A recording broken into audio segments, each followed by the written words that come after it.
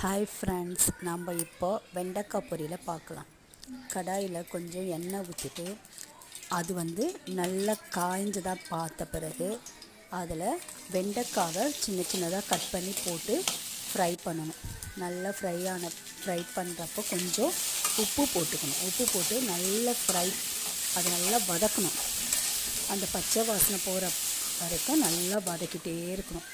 நல்லா வதக்கின பிறகு வேறு ஒரு தட்டில் எடுத்து வச்சுட்டு மறுபடியும் கடாயில் கடாயில் கொஞ்சம் குழிக்கரண்டி நல்லா எண்ணெய் ஊற்றிட்டு அந்த எண்ணெய் காஞ்ச பிறகு கொஞ்சம் கடுகு,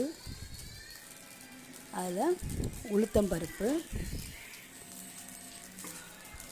போட்டு அது நல்லா பொரிஞ்சு வந்த பிறகு வெங்காயம் சின்ன சின்னதாக கட் பண்ணி வச்சுருக்க வெங்காயத்தை போட்டு நல்லா ஃப்ரை பண்ண அதனோடய அந்த வெங்காயத்தோடய கொஞ்சம் பூண்டும் போட்டுக்கணும். பூண்டும் போட்டு நல்லா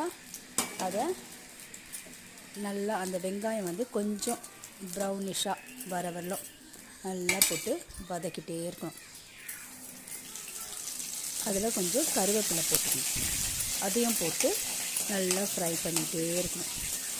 அது நல்லா கொஞ்சம் நமக்கே தெரியும் அந்த ப்ரௌனிஷ் கலர் வரப்போ அது நல்லா அப்படியே நல்லா போட்டு வதக்கிட்டே இருந்த பிறகு என்ன பண்ணும், நம்ம வதக்கி வச்சுருக்கோம் இல்லையா வெண்டைக்காய், வெண்டைக்காய் அதை அதோடு தான் நம்ம ஆட் பண்ண போகிறோம். ஆனால் இப்போ நல்லா அந்த வெங்காயம் நமக்கு நல்லா ஃப்ரை ஆகணும். ஃப்ரை ஆகிட்ட பிறகு தான் நாம் வெண்டைக்காவை சேர்க்கணும்.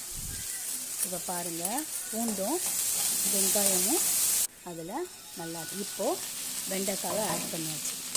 வெண்டைக்காவை ஆட் பண்ண பிறகு அதனோட கொஞ்சமாக மஞ்சத்தூள் போட்டுக்கணும்.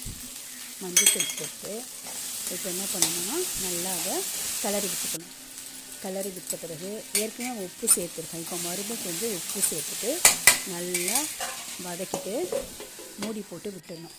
மூடி போட்டு மறுபடியும் எடுத்து பார்த்துட்டு பிறகு அது நல்லா அப்படியே நமக்கு வதங்கி அந்த மஞ்சத்தூள், உப்பு, வெங்காயம், பூண்டு, உளுத்தம்பருப்பு எல்லாம் ஒன்றோடு நல்லா கலந்துருக்கும்.